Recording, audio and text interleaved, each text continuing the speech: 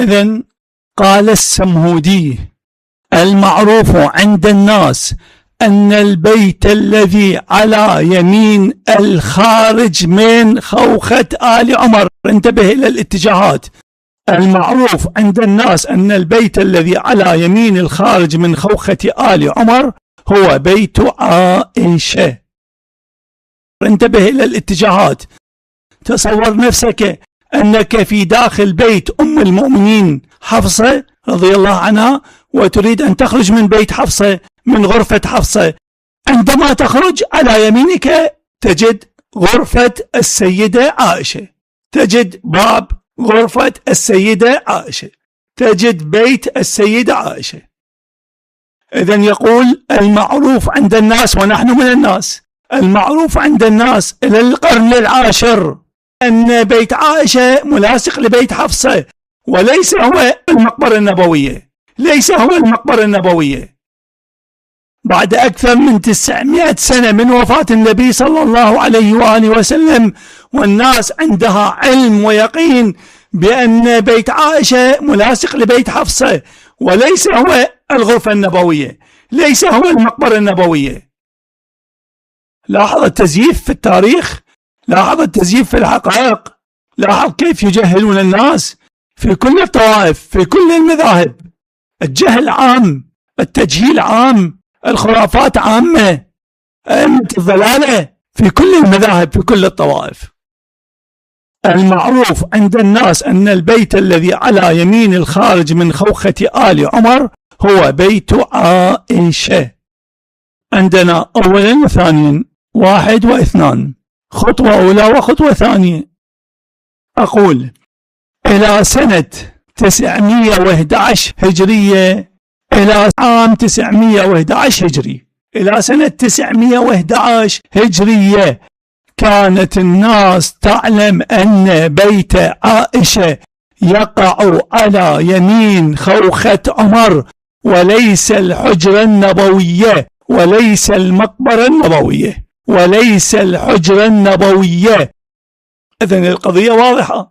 إلى سنة 911 يعني إلى القرن العاشر الهجري يا ناس، يا أمة الإسلام، يا أمة الإسلام، إلى القرن العاشر الهجري، إلى سنة 911 هجرية كانت الناس تعلم أن بيت عائشة يقع على يمين خوخة عمر، وليس الحجرة النبوية، وليس المقبرة النبوية، وليس الغرفة النبوية، وليس بيت فاطمة، وليس بيت النبوة. نعم إلى القرن العاشر الهجري، نعم إلى القرن العاشر الهجري كانت الناس تعلم وتتيقن أن النبي الأمين صلى الله عليه وآله وسلم، كانت الناس تعلم وتتيقن أن النبي الأمين قد دفن في بيته، في بيت فاطمة، قد دفن في بيت فاطمة وعلي، قد دفن في بيت النبي والنبوة والرسالة، قد دفن في بيت الوحي والتنزيل. إذن إلى القرن العاشر الهجري كانت الناس تعلم وتتيقن أن النبي الأمين قد دفن في بيت فاطمة وعلي، بيت النبوة والنبي، بيت النبي والنبوة والرسالة، بيت الوحي والتنزيل. إلى القرن العاشر الهجري كانت الناس تعلم وتتيقن أن النبي الأمين قد دفن في بيت فاطمة وعلي، بيت النبي والنبوة والرسالة، بيت الوحي والتنزيل، صلى الله وسلم على محمد وعلي وفاطمة والعترة. إذن عندي المعروف عند الناس أن البيت الذي على يمين الخارج من خوخة آل عمر هو بيت عائشة. إلى سنة 911 هجرية، إلى سنة 911 هجرية إلى القرن العاشر الهجري كانت الناس تعلم أن بيت عائشة يقع على يمين خوخة عمر، وليس الحجرة النبوية، وليس الحجرة النبوية، وليس المقبرة النبوية، وليس الغرفة النبوية.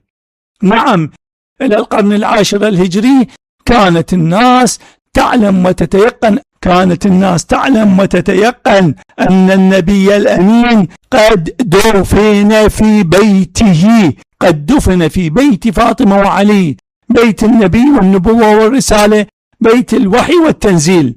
نعم، قد دفن النبي في بيت فاطمة وعلي، قد دفن النبي في بيت النبي والنبوة والرسالة، قد دفن النبي في بيت الوحي والتنزيل. صلى الله على محمد وآل محمد، صلى الله وسلم على محمد وعلي وفاطمة والعترة.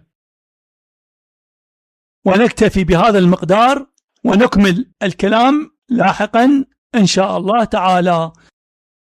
والحمد لله رب العالمين، والعاقبة للمتقين، وصل اللهم على محمد وآله الطيبين الطاهرين.